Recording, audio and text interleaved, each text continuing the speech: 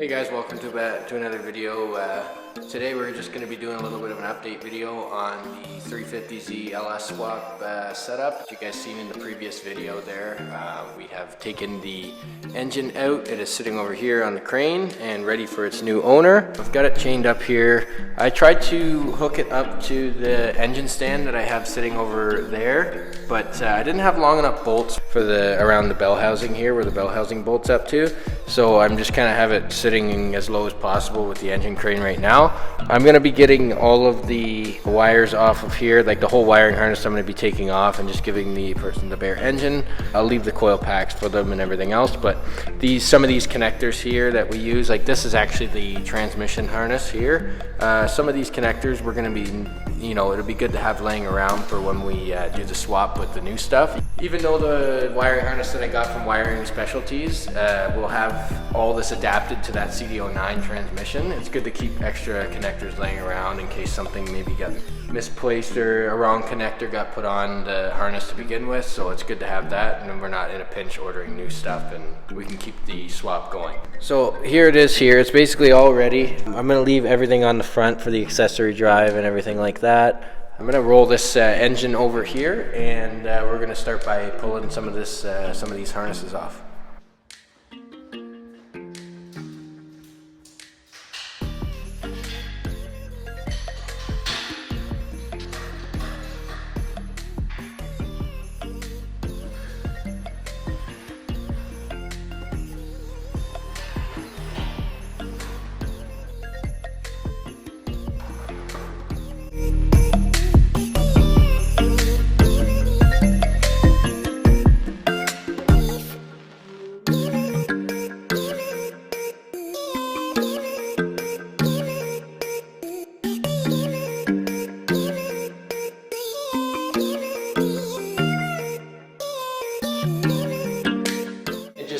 Guys, we got the whole harness off of the engine. It's quite something nowadays that even this car being an 06, just look at how much stuff that there is with involving these engines. Back in the day, they used to have like maybe 15 wires at most with their engines, but nowadays it's just like there's a connector and a wire for literally everything. Like look how thick this is here. Like that is just ridiculous how thick it is. And if you stretch this out, it would probably be like shit tons of kilometers away if you stretched all the wires out in this harness and laid it out on a road or something. It's just crazy how much wiring there is. And the fact that you can think about one little nick in one of these wires in this whole harness, say a mouse chewed it or something, any little bit of moisture gets in there and then it gets green and corroded, that can cause a whole bunch of other issues, and you can spend a long time trying to diagnose and chase wiring issues with vehicles.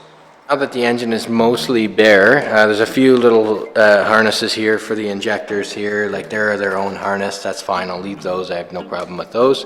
We'll leave that on there. I'm going to pull some of these coolant hoses off just because, like I said, you never know when you're doing a swap. You could always use these, these certain bends and coolant hoses sometimes work out for the better in your engine swap instead of just running straight lines and, give it that OEM look. So we'll keep some of this stuff laying around just in case if we need it, but you never know until you get rid of something, and you always need it when you do get rid of something. That's usually the way it works for me. So now that we have all the wiring harness and everything, and this engine's ready for the new owner to come pick it up, that's basically how I'm going to leave it right there. And we got the harness sitting here, so if I need any connectors or anything off of it, kept some O2 sensors too, just in case, because these are pretty expensive. If they ever go bad, we'll keep them for that car over there.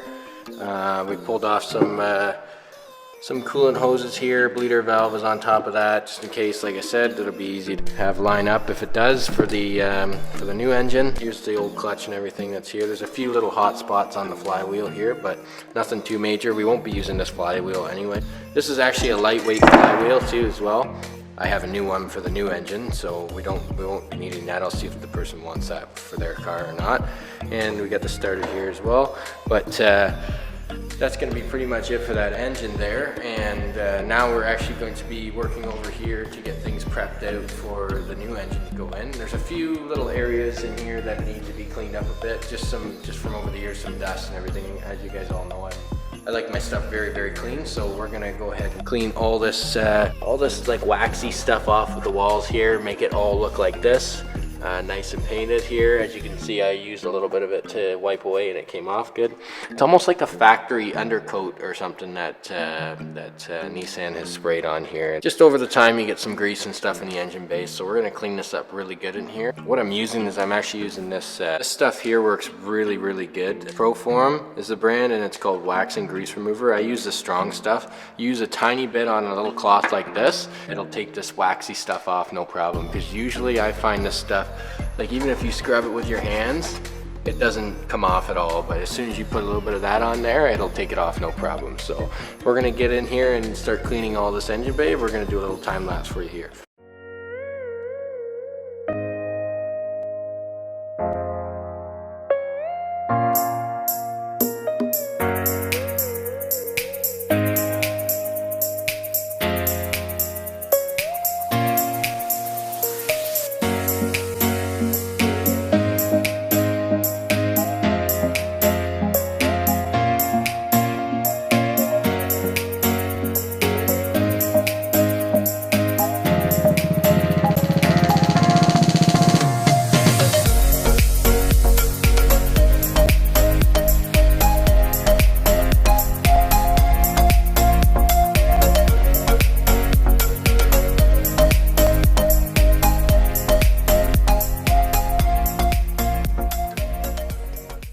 Alright guys, so that's basically pretty well tidied up now. As you can see in here, it looks much better. All that grease is off the firewall and everything else. I'm going to be going in there with a toothbrush and everything else to get all these fine little bits out of here, like out of there and stuff like that. But for the most part, it's pretty well cleaned up. You guys get the idea of the OCD. Most people would just throw an engine in and leave it how it is. But you know what, me knowing that this is perfectly clean in here is a good peace of mind. This is just a little short update video of kind of what's going on with the engine and the LS swap. We're waiting on the engine right now. It's being built.